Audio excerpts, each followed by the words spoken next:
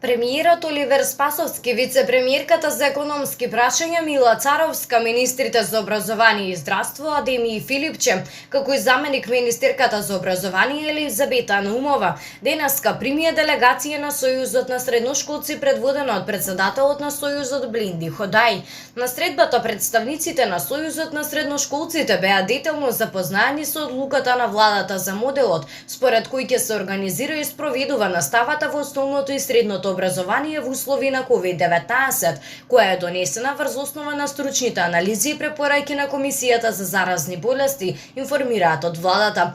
Моделот за комбинирано организирање на наставата онлайн со алатки за интернет комуникација со физичко присуство на учениците од прво до трето оделение во основното образование со одредени други исклучоци, каде што тоа е безбедно од здравствен аспект, беше истакнато на средбата, е прифатен како модел кој во најголема мерка ги намалува ризиците на здравјето на учениците и наставниците.